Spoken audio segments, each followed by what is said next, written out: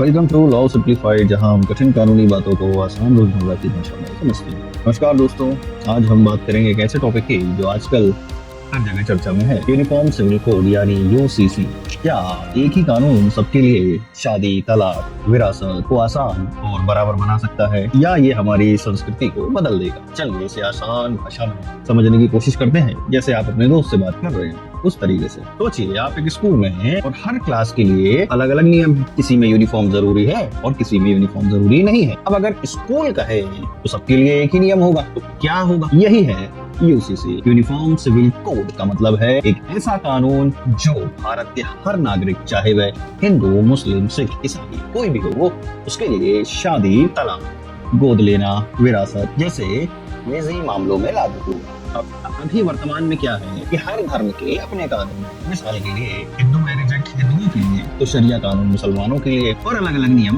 पारसियों के लिए, ईसाइयों के लिए। तो यूसीसी का आइडिया हमारे संविधान में है। अनुच्छेद 44 कहता है कि सरकार को चाहिए कि वो सबके लिए एक समान नागरिक संहिता बनाए। लेकिन ये इतना आसान नहीं है, क्योंकि भारत में इतनी विविधताएं हैं। अब सवाल ये है कि यूसीसी की जरूरत आखिर पड़ी क्यों? चलिए कुछ उदाहरण से देखते हैं। मान लीजिए एक हिंदू बेटी को अपने पिता की संपत्ति में जितना हक मिलता है, लेकिन मुस्लिम कानून में बेटी को आधा हक मिलता है।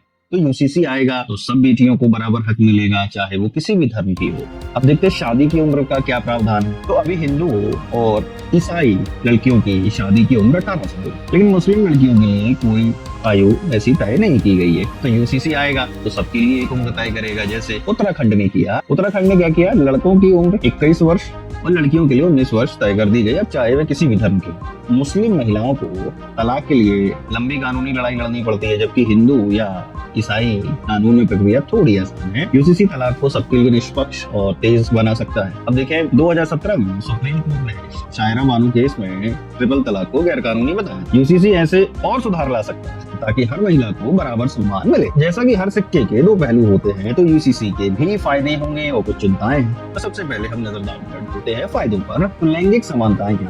महिलाओं को शादी, तलाक, संपत्ति में बराबर का हक दिया जाएगा। एक कानून से देश में एकजुटता बढ़ेगी। जैसे एक स्कूल का एक नियम सबको एक करता है, उसी तरीके से एक कानून लोगों को एक कर सकता है। अलग अलग कानूनों का झंझट खत्म होगा, कोर्ट में केस जल्दी निपटेंगे।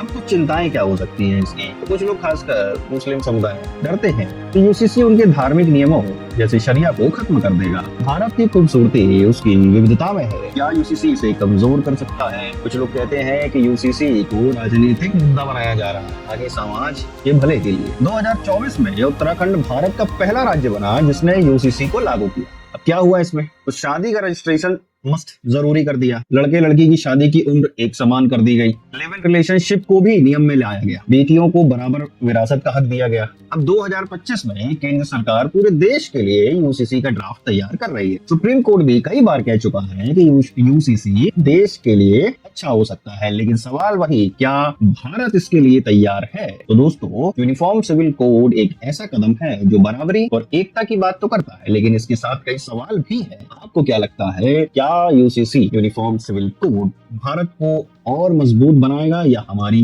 विविधता को नुकसान पहुंचाएगा? अपनी राय कमेंट में जरूर बताएं। और हाँ, ऐसे ही कानूनी वीडियोस के लिए हमारे चैनल लॉ सिंप्लीफाइड को सब्सक्राइब करें, लाइक करें, शेयर करें। मिलते हैं अगली वीडियो।